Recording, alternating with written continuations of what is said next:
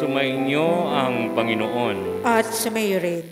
Ang pagpapahayag ng mabuting balita ng Panginoon ayon kay San Mateo. Papuri sa iyo, Panginoon.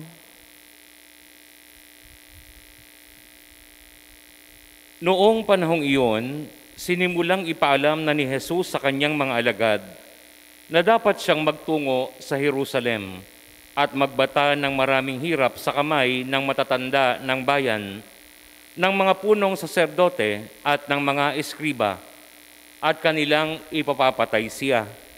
Ngunit sa ikatlong araw siya'y muling mabubuhay.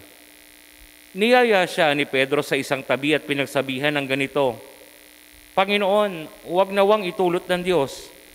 Hindi po dapat mangyari ito sa inyo. Ngunit hinarap siya ni Jesus at sinabihan, Lumayo ka, Satanas, hadlang ka sa aking landas. Ang iniisip mo'y hindi sa Diyos, kundi sa tao. Sinabi ni Jesus sa kanyang mga alagad, Kung ibig ninumang sumunod sa akin, limutin niya ang ukol sa kanyang sarili, pasanin ang kanyang krus at sumunod sa akin. Ang naghahangad na magligtas ng kanyang buhay ay siyang mawawalan nito. Ngunit ang mag-alay ng kanyang buhay alang-alang sa akin ay siyang magkakamit noon. Ano nga ang mapapala ng tao? Makamtan man niya ang buong daigdig, kung ang katumbas naman ito'y ang kanyang buhay. Ano ang maibabayad ng tao para maibalik sa kanya ang kanyang buhay?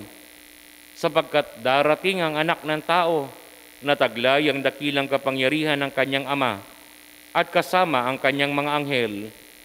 Sa panahong yaoy, gagantihan niya ang bawat tao ayon sa kanyang ginawa. Ang mabuting balita ng Panginoon. Pinupuri ka namin, Panginoong Hesukristo. Magandang umaga po. Kagabi habang ako ay nagninilay para sa Sunday Mass, nabulabog ako ng konti kasi mayroong nagbibideo no? Maawit, anong oras na? No? Marahil hindi lingid sa inyo na may isang awit na kinakanta sa video na nag-cause na ng maraming violence. Nabalitaan niyo ho? Anong kanta yon? Nagkakamatayan pa pagka yun ang kinakanta eh. Ano hong kanta? Sino kumanta noon originally? Kunyari pa kayo, hindi nyo alam. Sino ho? Si Frank Sinatra. Marami nang namatay, no? Sa mga inuman, sa mga bar, sa mga videoke bar, sa mga bahay-bahay. Madalas kung di nagkakabugbugan, ilang kaso na rin ang may namatay. Kaya sabi ng iba, may sa demonyo yata yung kanta na iyan no? Palagay niyo may sa demonyo nga ba? No? Kaya tinignan ko yung lyrics, sabi sa lyrics, pasensya na kayo, hindi ko naaawitin, baka may mamaril sa akin dito.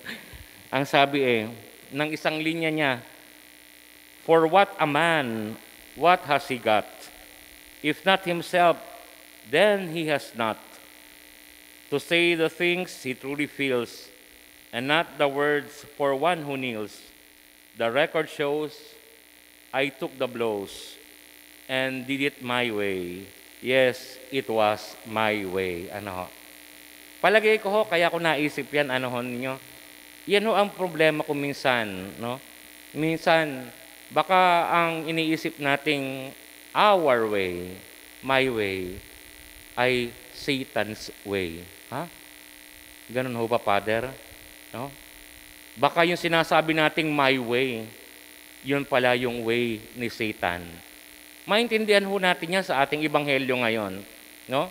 Sa ating ebanghelyo ngayon, sinasabi, sinimulan na daw sabihin ng Panginoong Jesus yung kanyang misyon ng kanyang pagpunta sa Jerusalem. At doon, ang anak ng tao, sabi niya, ay magbabata ng hirap. Nako, ito na ho, pasok na ho si Peter. No? Tandaan ho natin, last week, doon ho tinawag o sinimulang tawagin ng Panginoong Jesus na bato, no? Si Simon. No?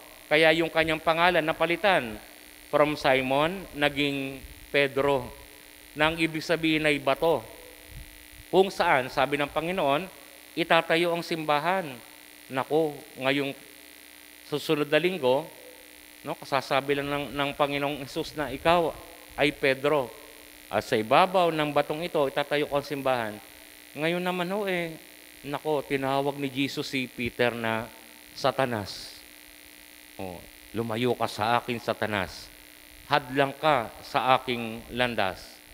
Ay yung palang bato na pagtatayuan ng simbahan, pwede ring maging batong katitisuran. No, yun yung ginamit na term, hadlang. No, sa salita hong Grego, ang ginamit na term ay iskandalon, no? Doon galing yung salitang iskandalo. No, dahil yung iskandalon ay isang hadlang sa daraanan, no? Ibig sabihin, pinipigil ni Pedro yung balakin, yung misyon ng Panginoon. Wag na, Panginoon. Wag na tayong tumuloy doon, baka may mangyaring masama sa inyo. Kung titignan natin, para namang concern lang si Peter. No? Lord, wag na. Ayaw ko mapahamak ka. Diyos ko, nagpapakita lang ng concern. Tinawag ng Satanas ni Jesus. Lumayo ka sa akin, Satanas. No? Bakit nga ho ba?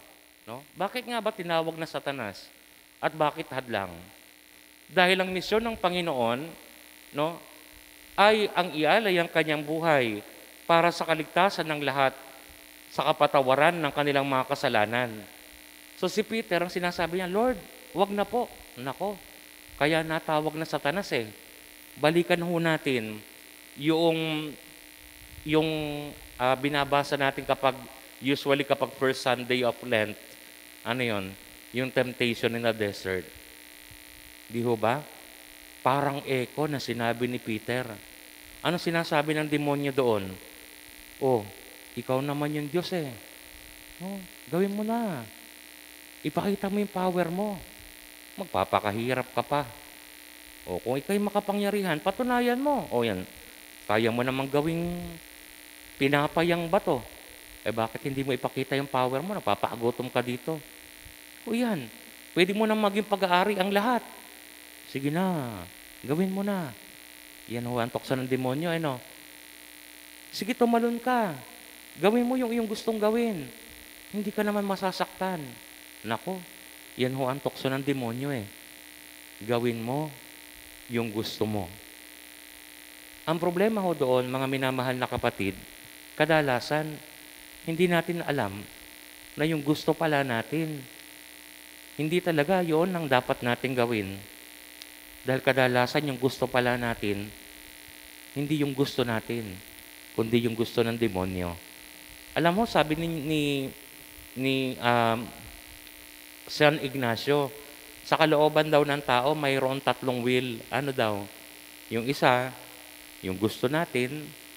Yung ikalawa, yung gusto ng Diyos. Ikatlo, yung gusto ng demonyo. Kanya nga lamang, yung gusto ng demonyo, lagi hong nakatago doon sa pag-aakala natin, inaalagaan natin. Dahil ang sasabihin sa atin ng demonyo, nako, huwag mo munang isipin ng iba. Love yourself muna. At sa pag-uutos sa ating love yourself muna, doon na pumapasok ang susunod, huwag mo nang pakialaman ng iba. Ang susunod, nagiging anti-social tayo.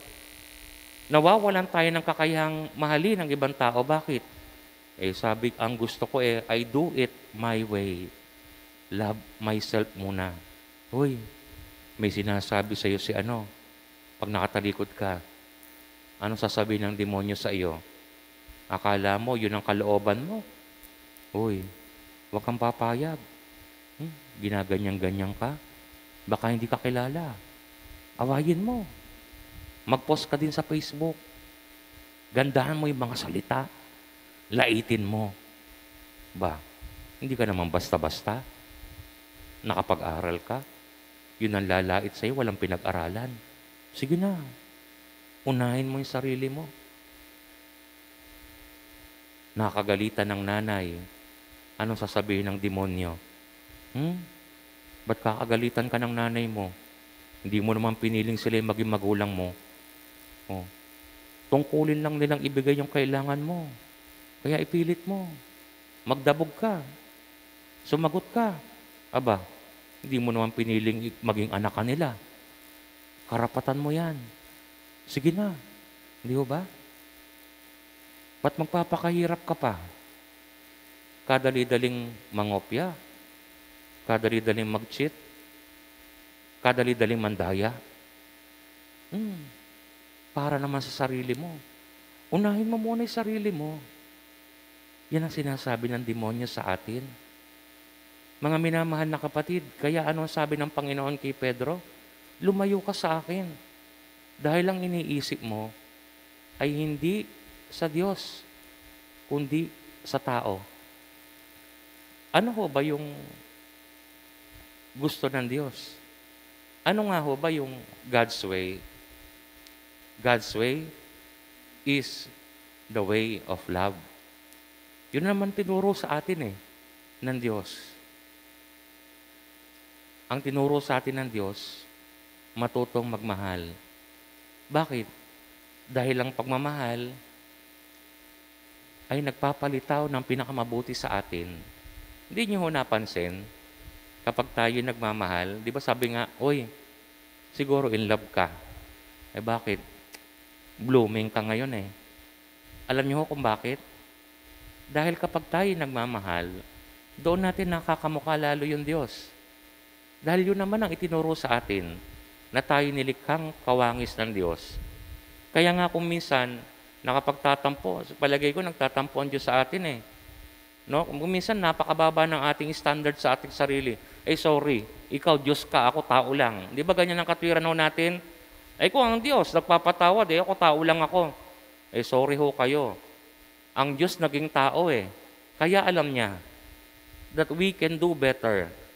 Kaya alam niya na kaya din nating umibig tulad niya. Kaya alam niya na may kakayahan tayong magsakripisyo dahil sa pagmamahal. Kaya alam niya na tunay nga ang tao nilikhang kawangis ng Diyos. God's way will tell us, huwag ka nang gaganti pag nasaktan ka. Magpatawad ka. Huwag ka magtatanim ng sama ng loob. Huwag ka magyayabang. Huwag mong uunahin ang iyong sarili. Ibigay mo ang iyong makakaya. Huwag mong iiwasan ang pagdurusa ng buhay dahil bahagi iyan ng buhay. Pasanin mo ang iyong krus ng may pag-ibig. Gaya ng ginawa ng Panginoong Hesus nang pasanin niya ang kanyang krus para sa atin. Palagi ko nga ho, mga minamahal na kapatid, yan ang tinuturo sa atin ng ating ebanghelyo. Kaya palagi ko, sa likod noong my way, nandoon si Satanas, unahin mo ang sarili mo. Right mo naman yon, karapatan mo naman yan, ipakita mo kung sino ka. Mga minamahal na kapatid, ngunit hindi yun tayo. Ang tunay na tayo ay tayo'y mga anak ng Diyos. At bilang anak ng Diyos, tinatawag tayo sa paraan ng Diyos, ang paraan ng pag-ibig. Kaya nga siguro dapat yung lyrics ng My Way, palitan natin ng konti, sabihin natin, for what is a man? What has he got? If not God's love, then he has not. To say the things God truly feels, and not the words of one who kneels. The record shows I took the blows and did it God's way. Yes, it is God's way. Amen.